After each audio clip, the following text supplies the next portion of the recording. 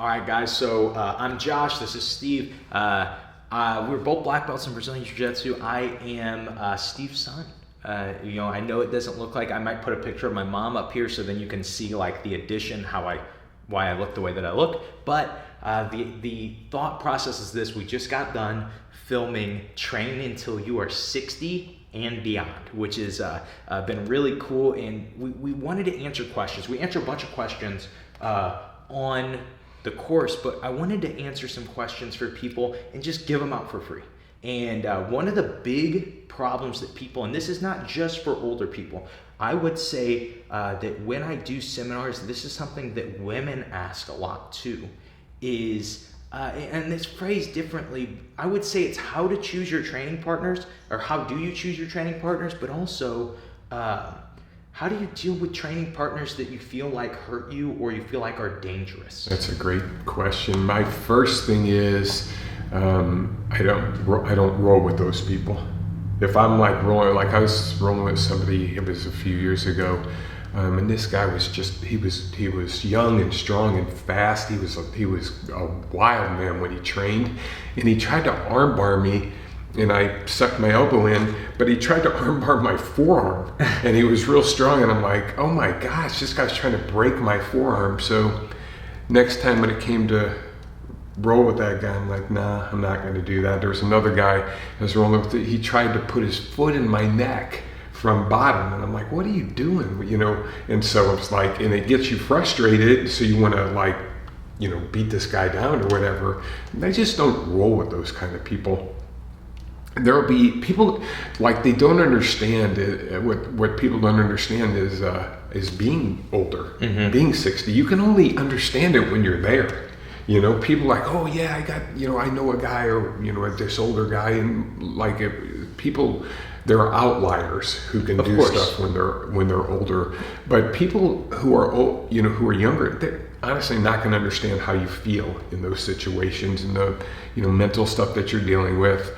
But I choose my partners very, very wisely. And there will be guys, and there are certain guys even in our gym who I think roll crazy, because people ask me, how can you how I want to be able to train, when I'm 60 or like 25. I'm like, man, you're not going to make 30. You know what I'm saying?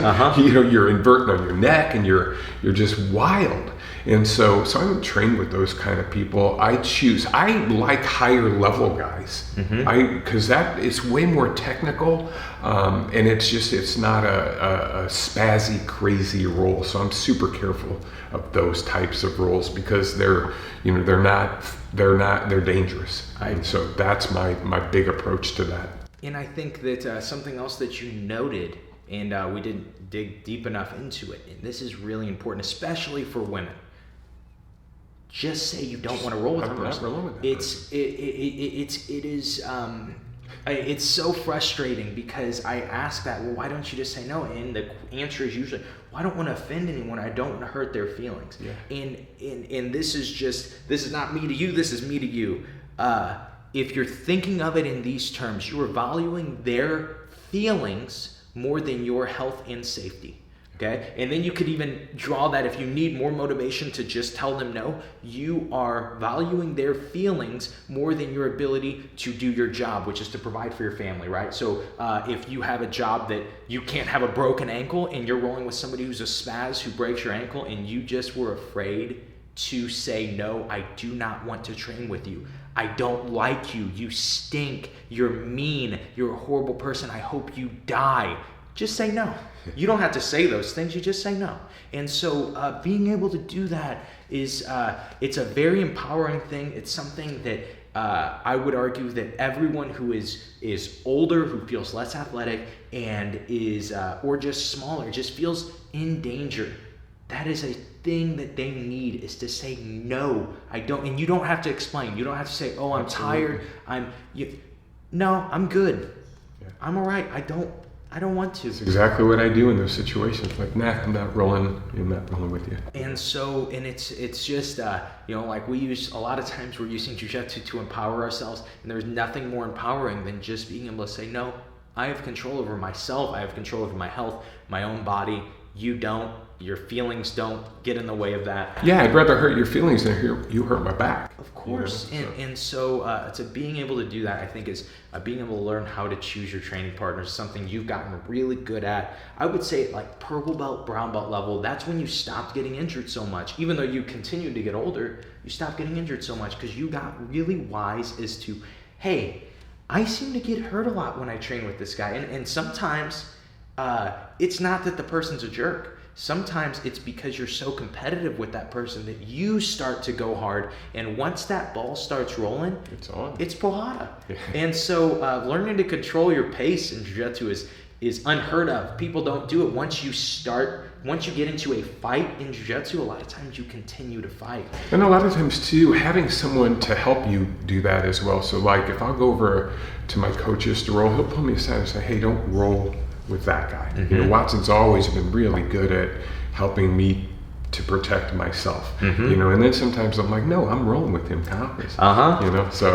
And so, yeah, and there are times that you do, no offense to our good friend Casey, but there are times that I see you rolling with Casey and trying to beat him down.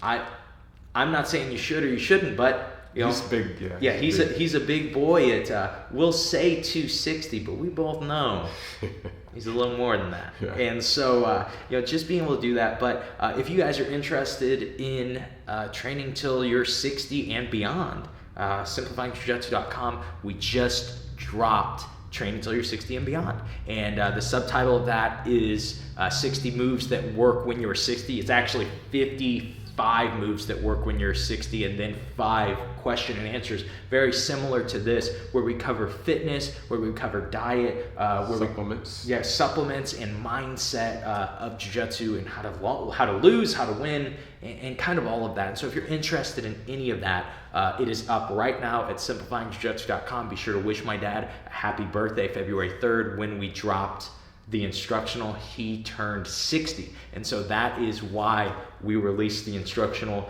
at such a opportune time. And so if you guys are interested in that, be sure to check it out. What did you have to say? I saw you had something. I was going to say that I have a unique way of teaching, and I call it micro learning.